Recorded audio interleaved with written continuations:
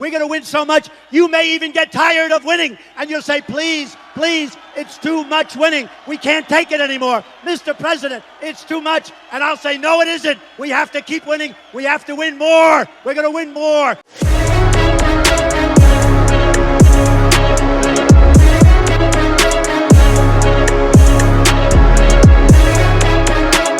Hello everybody, welcome back to the channel. So in today's video, we are going to be talking about the match between Barcelona and Bayern Munich. Barcelona have been able to defeat Bayern Munich 4-1. Can you guys believe it? Barcelona have been able to do the impossible. And we were able to not just play well, not just score a lot of goals, but convince to the world that Barcelona are competitors for the Champions League. If Barcelona continue in this way, for sure, you guys cannot lie. Even if you are a Barcelona hater and you hate Barcelona, you cannot lie to yourselves and you cannot lie to us. You know deep down that Barcelona are competitors and we are truly forming a great team. I am so proud on what Barcelona were able to achieve today because again, it was not just even about the scoreline. It was just about the fact that we went to face Bayern with conviction and confidence because historically, it has always been known that Bayern Munich like to trash Barcelona. Barcelona are usually never the favorites to face against Bayern Munich. Usually we see Bayern Munich defeating Barcelona, but for the first time in a very long time, Barcelona won against Bayern by a huge goal margin. We have 3 goals coming from Raphinha, who scored a hat-trick tonight, a goal coming from Lewandowski, and we got 2 assists coming from Fermin and an assist coming from Casado, and another assist coming from Yamal. It's crazy to see that Fermin came out with the most assists tonight because Fermin was not even supposed to play today. I mean, like, yeah, he was healthy, yes, he was given the green light, but a week ago, he was considered as an injured player. And usually when you are just coming back, you're not really being placed on as a protagonist. It does take a lot of time for you to slowly get back into the starting 11, but Fermin went straight into the 11 against Bayern and he delivered 2 assists. Hansi Flick knew what he was doing, and this is probably one of the best pieces of news for tonight is the fact that Hansi Flick knows these players so damn well. He's like, hey, look, tell me what you're good at and I'm gonna put you in the correct environments in order for you to score your goals or to be very effective. Because when we talk about like let's say for example Raphinha, when Raphinha plays on the left flank, one of his best attributes is for him to receive the ball into open space. What did we see against Bayern Munich? We saw Yamal, we saw Fermin find Raphinha in open space, take on Guerreiro or Upamecano in open space and score his goals. The 3rd and 4th goal were very similar. All of this was very intentional. Hansi Flick knew exactly what to do and he's like, just tell me what your strengths are and I will tell you how to put yourself in the correct environment. Don't worry about anything else. Just tell me and I'll put you in the best position possible. Hansi Flick knows what he's doing. That is why Raphinha was able to get 2 goals that looked very similar because he thrives in situations like this. We were so dominant when it came to that. Like, yes, overall, I would say that it was a tight game. I would even say that it was a tight game until the 60th minute. But within those little pocket of spaces of that very tight game that we saw in the first 60 minutes, Barcelona were able to find those opportunities and get the most out of it and score their goals. And to Bayern Munich, they're like, what the hell? Like, this was a tight game. But the moment Barcelona find just an inch of an opportunity, they were able to score a goal. That is huge. It is so freaking huge, guys, because Barcelona were never able to do that. Like, every time it was a tight game, we usually just eventually end up losing, or we just don't find any opportunities to score goals at all. That is what we have been seeing in the past 6 to 7 years. But with Hansi Flick, it's like, okay, you give me an inch, just an inch of open space or an inch of like any sort of like pocket of spaces, we will score those goals. We will, regardless whether it's a tie game or not, because we have seen so many tight games with Barcelona in the past 2 or 3 years, and especially against Bayern. I don't know if you guys remember back in 2022, back in, I believe it was in either November or December, we saw a very tight game under Xavi Hernandez with Marcos Alonso at the back, right? It was between Bayern and Barcelona. We're like, oh my God, it's like 1-2, 2-1, what's gonna happen? And eventually, we did not get the results that we wanted. But this time, we saw something very similar, but we were able to capitalize off of those opportunities really, really well. And we destroyed Bayern Munich mentally, because let me tell you, another beautiful thing that we saw, right, is the fact that we scored these goals, and then once we made it official that they were not going to knock us down with Raphinha, Lewandowski, Fermin, Yamal, Pedri, Casado, for like a good minute there, like between, I would say, the 65th minute up until the 75th minute, Barcelona were cooking Bayern in terms of passes. It was around that moment where the whole stadium was like, ole, ole, ole. I'm like, bro, I'm in love with Barcelona again. I'm in love with Barcelona again because this is the Barcelona that I recognize. This is the reason why I fell in love with Barcelona in the first place, is because we won convincingly and then we were able to make a fool out of the opposition. You saw how Pedri was passing it to Lamine was passing it to Fermin, I can't even speak. Fermin was passing it to Lewandowski, Lewandowski were like, ole, ole. Pedri and Lamine Yamal especially were having the most fun. And it's crazy, right? Because like when you really think about it and you really assess the whole game, like if you guys saw the game, you guys would understand that Lamine Yamal did not start off well in the first 10 to 15 minutes. Like for a good moment there, like there were many different phases in this game, but for a good moment there in the first phase especially, Lamine Yamal did not even touch the ball. It took him some time for him to get into the game, but once he got into the game around the 25th to 30th minute, it was over for Bayern Munich. Lamine Yamal in the first half, even though he did not start well, and it was all Bayern, it did seem like Bayern was going to win against us in the first 15 to 25 minutes. Lamine Yamal ended that first half with the most completed dribbles with 4, and he won the most duels with a total of 7. Keep in mind, that was within a span of 15 to 20 minutes. Part of the biggest game plan that Bayern had, like in the first 45 minutes, right? But I want to be very specific because I want you guys to really understand how this game went down. Bayern between, I would say, right after Barcelona scored their first goal all the way until the 25th minute, Bayern Munich were superior. They were giving a, I would say, a tactical bath against Barcelona. Like they were finding so many opportunities over and over again. I'm like, there's no way after all of these great results that we have been seeing in the past 10 matches, we're just gonna be dethroned by Bayern like this. We saw Olise and Gnabry find Kane constantly over and over again. Kane was beating Kubarsi in the defensive line over and over again. I'm like, what's going on here? And Bayern were trying to find that numerical superiority on Barcelona's left flank. It left Balde having to face Kimmich and Olise over and over again, and that was very dangerous to Barcelona because Olise usually won that duel and he found those crosses to Kane, and when he could not find those crosses to Kane, he tried to pass it to Gnabry, right? A quick switch over the whole field, and then Gnabry made a cross to Kane, and then that is how, you know, they found their first goal. But that was their whole agenda. That is what they wanted to do. And also, it was a huge positive for Bayern because they knew that one of the biggest dangers that Barcelona had, it was Lamine Yamal on the right flank, which is why they decided to play on the opposite side. They did not want to have Lamine Yamal touch the ball, which was understandable because if you've seen what Lamine Yamal did, even though he did not get a single goal and only had 1 assist, they even knew that Lamine Yamal was too dangerous. And so it worked very well for Bayern, and they knew that it was a very effective game plan, but it did not stop Barcelona, and that is the most beautiful thing. I really want you guys to understand that even though it may seem like Barcelona are backing down just for a minute, they don't back down. It's not about how you start, it's about how you finish. Even though Barcelona were able to start the game with a goal in the first 60 seconds. Between the 25th minute and the 45th minute, Barcelona were able to be more superior than Bayern because they won all the duels. Whether it was Fermin Lopez against Müller, or Pedri versus Palhinha, or Casado versus Kimmich, these players, Casado, Pedri, and Fermin Lopez, were able to defeat in terms of ground duels against Kimmich, Müller, and Palhinha. That's huge because Casado is freaking like 21 years old, somebody who was not even in the first team last year. Pedri, of course, he was going to be dominant. Fermin Lopez, 2 years ago, I would say, maybe by now, was not even considered as a Barcelona player. They thought that he was going to be loaned out, but Fermin Lopez came out with 2 assists, and not Kimmich, and not Palhinha, and not Müller. It's just insanity what these players have been able to do with Hansi Flick. He has truly woken up a different spirit to this club. Not just even with the players, but I don't know, but the fans were able to get so in tune with the players. They were trying to provoke Bayern Munich. They were cheering on every play that Barcelona were doing, whether it's Raphinha going into open space, Casado winning a ground duel. He was amazing, right? Let me look at the stats here real quick. 30 out of 34 passes were completed. 2 out of 4 accurate to long balls. 2 out of 4 tackles won. 2 clearances. 1 interception. 9 defensive actions. 4 recoveries. He was only dribbled past 3 times. He played an amazing game, right? He did some errors here and there, but overall Casado was freaking amazing. He was able to shut down Müller and Kimmich very well. And Pedri, he was the one that basically won the ball. After Casado tried to intercept the ball or tried to like do a ground duel, Pedri in the end was able to win the second ball by Casado, and then Pedri went on there to go just embarrass Bayern Munich. He was doing the pause technique.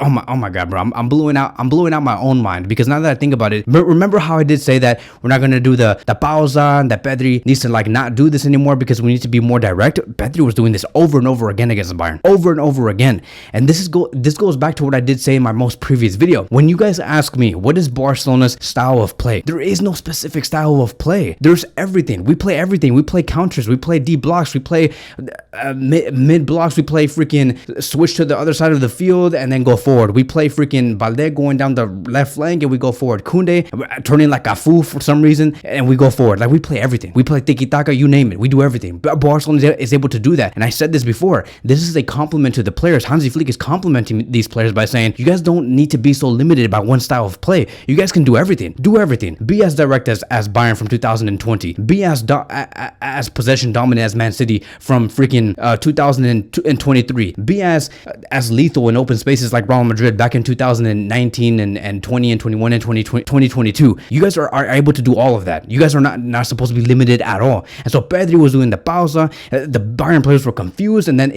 look, here's a beautiful thing about what Pedri does when he does the pausa. When Pedri has the ball and he's doing the pausa and he's holding the ball, he's slowing down the game. What you guys do not see is what's happening on the other side of the pitch, because when Pedri has the ball and he's doing the pausa, it attracts multiple players like Müller, Paulinho, and Gnabry. They're like, oh my god, let's try to get the ball away from him. What's going on? And then after like 2 or 3 seconds, Pedri does a quick pass to either Lamine, and then Lamine finds Raphinha on the other side of the pitch because of how many players had to like go and give in to Pedri because nobody could take the ball away from Pedri. And that is what allowed for Raphinha to see the open spaces on the other side. It's mind-blowing. It is freaking mind-blowing, guys. So let's talk about the first goal. We saw Lewandowski drop deep. He gave the ball to Pedri. Pedri quickly releases the ball to Fermin Lopez, and Fermin Lopez passes the ball to Raphinha, all within a span of 4 to 5 touches. Raphinha got the ball, dribbled around Neuer, and then was able to score the first goal. Then moving on towards the second goal, Fermin Lopez was about to receive the ball in the air. Many did say that Fermin Lopez did foul Kim, who was one of the center backs of Bayern Munich, only because the ball was mid-air and because Fermin Lopez put his left arm on Kim. But it was not a foul, right? Because if you really look at Fermin Lopez and his movement, he did not really push Kim at all. Not even a shrug. It was just a slight touch. Bayern Munich wanted to complain about the goal midway. I'm like, bro, what the hell? Like, why are you complaining in the middle of this play that Barcelona is doing? Like, focus more, please. But then Fermin Lopez eventually won the ball. He passes it towards Lewandowski, and Lewandowski was able to score the second goal. And then came the third goal, which is what I said, right? Like, when we talk about the third goal and the fourth goal, it is very similar. The third goal, we saw Casado receive the ball. He finds Raphinha all the way on the left flank with a non-existent right back coming from Bayern. I don't know where their right back was at, but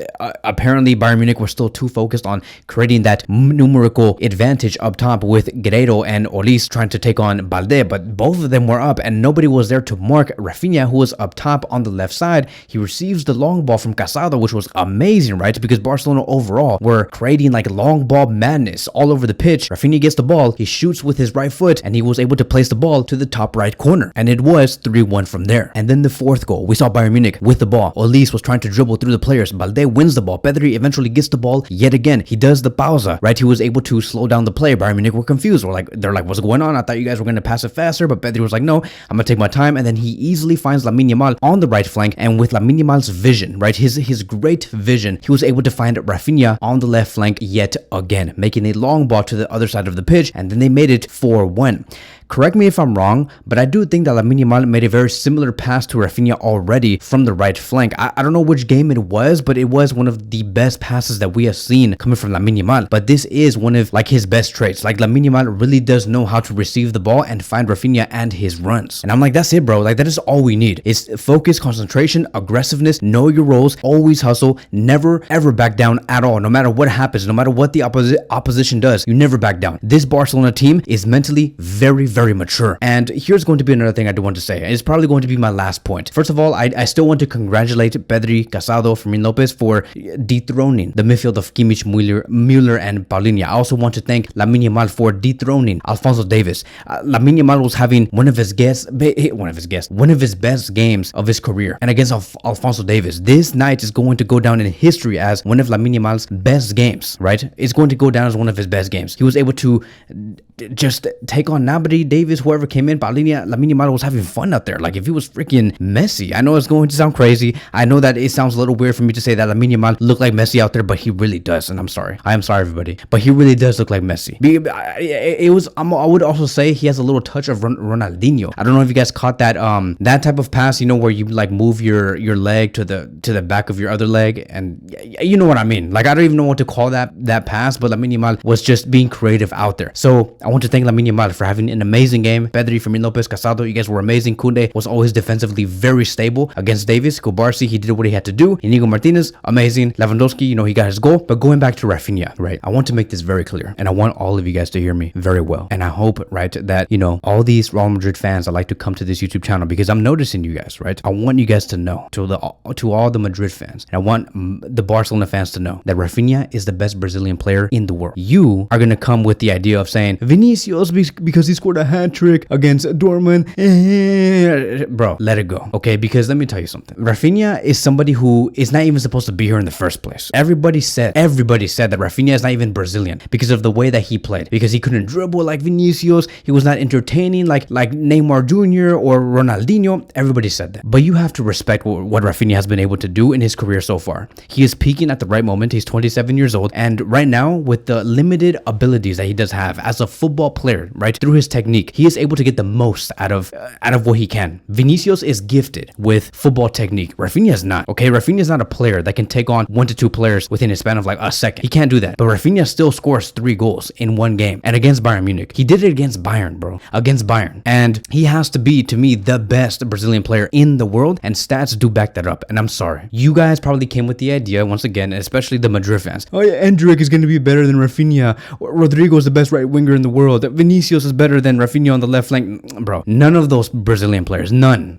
of those Brazilian players are better than Raphinha right now. And you want to know why? You want to know why Raphinha is put up there, right? Above Vinicius, Rodrigo, and Endrick? That is because he is surrounded by a great team. He is surrounded by a great team. And it's funny, right? Because you see Raphinha, you look at Vinicius, you look at these two players, and everybody wants to say, Vinicius, Balón de Oro, oh my God, wow, Vinicius, the best player in the world. No. Where is the talks about Raphinha? No one wants to talk about Raphinha. If anything, they want to, in the media, they want to portray that Raphinha is not even that good. Go look at Transfer Market and go compare Endrick's value and Raphinha's value. It is both 60 million. That is embarrassing. You're gonna value Raphinha at 60 million and Endrick at 60 million. You can see that the media is so biased against Madrid and they try to make Madrid look so good as much as they can. But when Barcelona play well, like I always say, nothing can stop us. Nothing. Not even the media can fool the football world. Nobody. Everybody knows today that Raphinha is the best Brazilian player in the world, and you cannot have any comeback against that. You guys can't. I'm sorry. And once again, it is because of the players that surround Raphinha is what makes Raphinha so good. And this is going to lead me towards another point. Do you see the difference now between Madrid winning and Barcelona winning? I know that you guys say, Kevin, you're so obsessed with comparing Madrid. You always got to include Madrid. No, bro, I'm sorry, but like Madrid have gotten away with this over the past 4 to 5 years. They're not gonna get away with it right now. They're not. Do you see the difference between when Barcelona play very well and when Real Madrid supposedly play very well? You look at the results of Real Madrid with Dortmund and then Barcelona with Bayern. You may say, oh, Real Madrid played better because they scored more goals and whatever. If you really dissect how Barcelona played tonight against Bayern and how Madrid played against Dortmund, you would look at Madrid and be like, that was such a sleeper. It was so boring.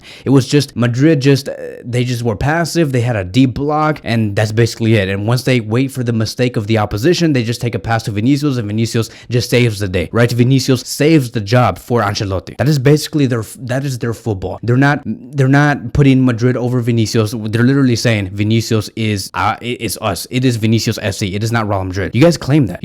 With Raphinha scoring 3 goals, we're not out here saying Raphinha FC. Raphinha is bigger than Barcelona. No. We're all saying that the reason why Raphinha is this good is because Barcelona play very well and Barcelona play very entertaining football. Something that the fans want to see. A general fan wants to see Barcelona play well than Real Madrid. What they're doing now is just no, bro. Like no one wants to see that trash. Nobody. Yes, they still bring results. Yes, they still win the Champions League while playing horrible football. But everybody's gonna respect a team more when you bring results and you play well and you play entertaining. Because Barcelona were playing very entertaining. I recognized my club tonight. They were like passing the ball here and there, playing beautiful football. It's like, bro, you guys understand what I'm saying. Yeah, I know you guys are not stupid. There is a difference between Barcelona and Real Madrid, and you guys know that. And Raphinha, with his 3 goals, is just a cherry on top, and making Raphinha the best Brazilian player in the world, if not one of the, I'm not even gonna say the best Brazilian player in the world. It's also gonna put him as one of the best players in the world, alongside with Pedri, alongside with Lamine Yamal. Barcelona's just that good today. And now it all comes down to Barcelona's last game for the week, and it will be against Real Madrid. That game is just going to be amazing because I know that Madrid are gonna want to bring their best game. Of course they want to. And Barcelona, they always get excited when they face against their rivals. It's gonna be a great game. It's gonna be the battle of everything. It's gonna be Pedri versus Bellingham, Lamine Yamal versus Kylian Mbappe, Raphinha versus Vinicius. It's going to be one hell of a game, and these players are gonna want to prove a point. Madrid supposedly on paper look like they're on their A game. Same thing with Barcelona, but if you dig deep into the details and into the games, you would understand that Barcelona are really on their A game, not Madrid. It's not Real Madrid. So all the focus is gonna go on there on Saturday. I still want to say though that Madrid are favorites to win the Champions League only because on paper they have better names. They should be playing much better football. They should not be dropping deep and playing the low block with Bellingham, Vinicius, and Kylian Mbappe. You don't do that, right? Yeah, like on paper, with the players that they have, the most expensive team in the world, right? With all the wages that they have to pay, they are expected to win the Champions League, not Barcelona. Barcelona are dark horses here. We haven't won anything. Madrid have. So Madrid, to me, you guys are hearing this right now because I don't want to hear in about 6-7 months. Oh, you said Barcelona were favorites to win the Champions League, and now look at. No, I'm not saying that. I am not saying that. I am saying that Madrid are favorites because on paper they have better names, as they should. You have Mbappe, you have Bellingham, you have Vinicius. You won the Champions League last year, right? And now you're just adding Kylian Mbappe to this team. If anything, you guys are only expected to play better. As a matter of fact, you guys are not. You guys are not playing better. You guys are playing worse. You guys are sacrificing Goulet in his minutes, sacrificing Mbappe to play on the number 9 position. There's no sporting plan with you guys. You guys just sign names just for the sake of signing. That's it. And it doesn't matter what the players feel, how you guys make the players feel